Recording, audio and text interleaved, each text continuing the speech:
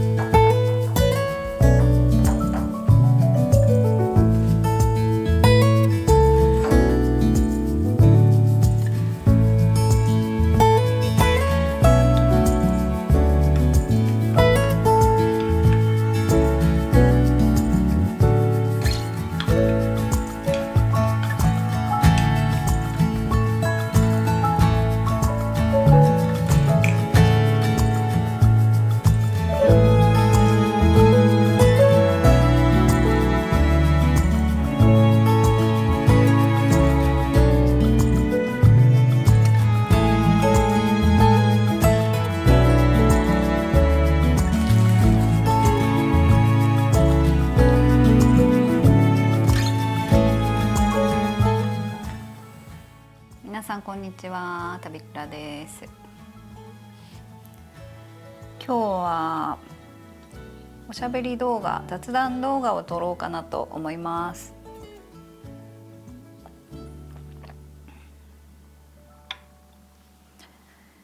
大した話はしないと思いますが、お暇な方はぜひお付き合いください。この蒸しパンめっちゃ簡単だけど美味しいですよ。シナモンの香りがして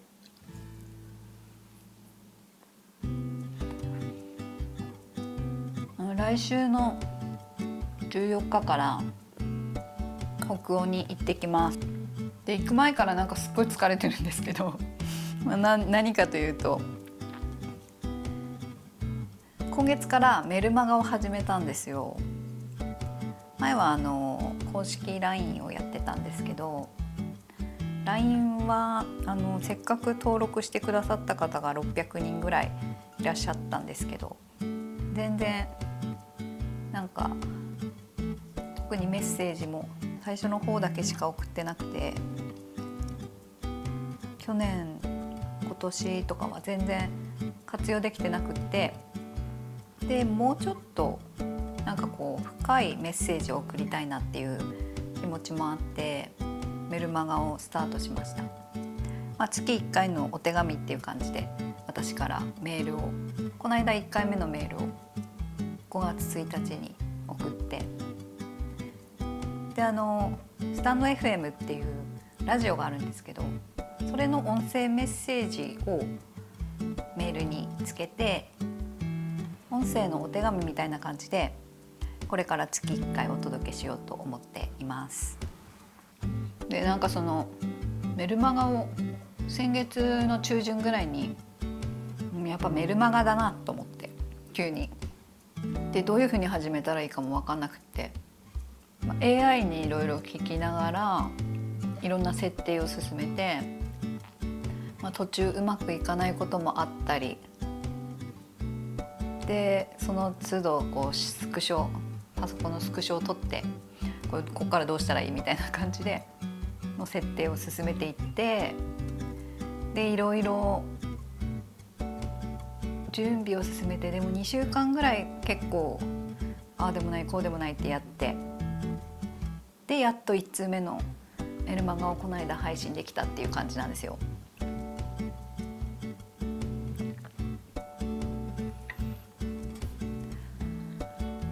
でなんか SNS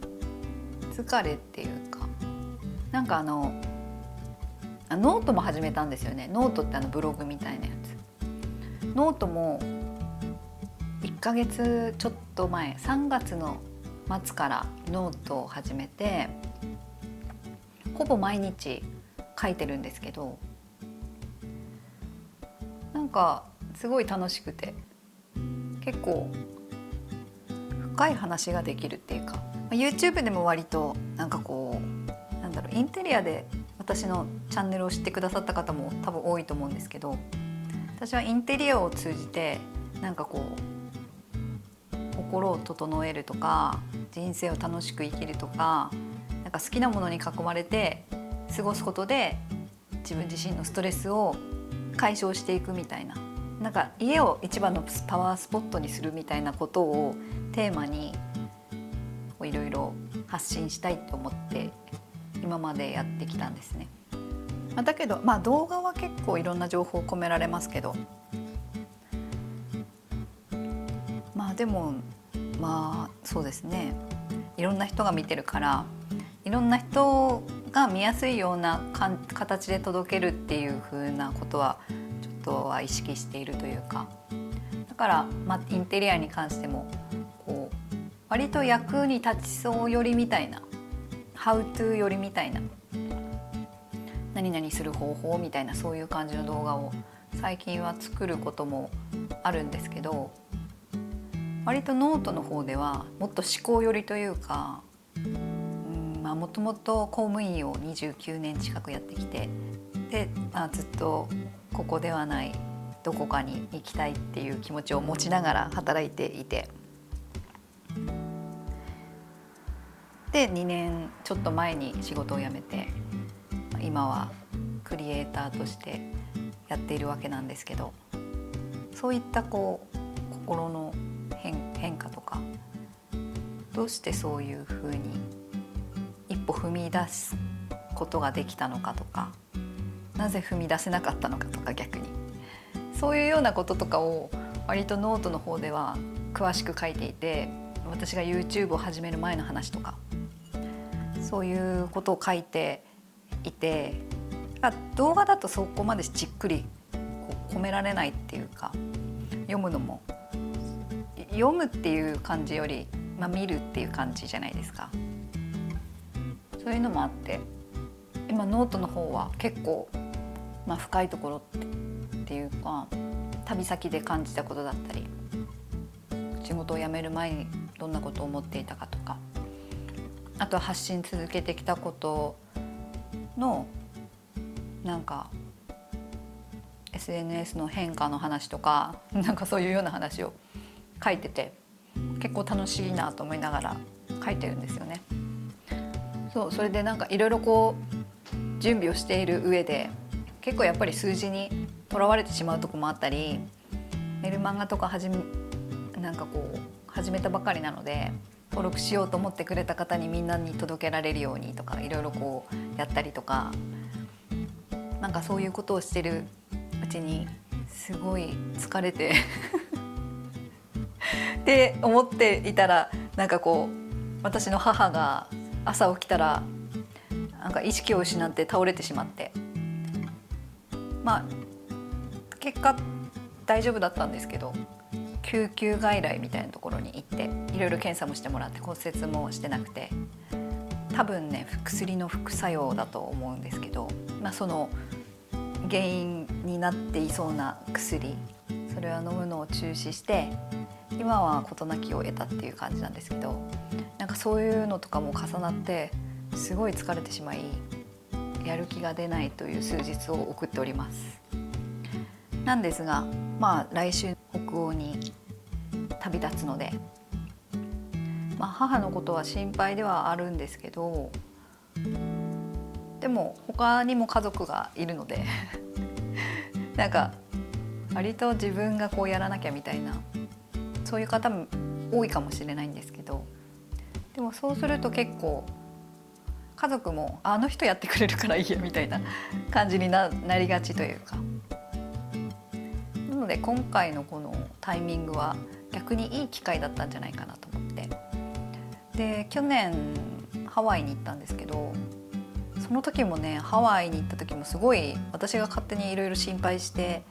せっかくハワイ行ったのになんかすごいネガティブな気持ちになったりとかしてたんですけど、でもいざ帰国したら全然元気な母がいて、なんならなんか私がハワイ行く前より元気になって、ピューってバスに乗って買い物行っちゃったりとかしてて、なんかこう過剰に助けすぎるのはその人の可能性を奪うことになるっていう、そういう感じもしていて、過剰に助けたり過剰に心配したりっていうのは、なのでね、今回はしっかりと北欧旅楽しんでいきたいなっていうふうに思ってます。で今回はね、タンペレのムーミン美術館に初めて行くとか、あとはフェリーに乗ってフィンランドからスウェーデンに行ったり、あと初めてのエストニアに行ったりもするので、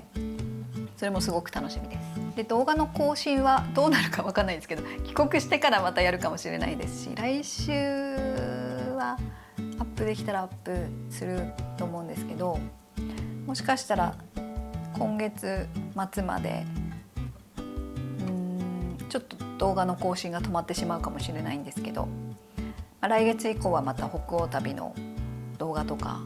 行ってる間はいろいろ撮りたいなと思ってるので、その北欧旅の動画を楽しみにしてもらえたらなって思ってます。あとは6月14日に兵庫県高砂市のテルホさんっていうカフェで北欧旅の報告会というかお話し会をする予定なので、そちらテルホさんのインスタグラムの方で参加を募集してますので、ぜひそちらもチェックしてみてください。で行ってる間は可能な限りノートを更新して、その旅先の空気をお届けできたらなと思っているので、それも楽しみにしていただけたらと思います。ということで今日は何でもないこの雑談を最後まで聞いてくださった皆さん、本当にありがとうございます。それではまた次回の動画でお会いしましょう。旅倉でした。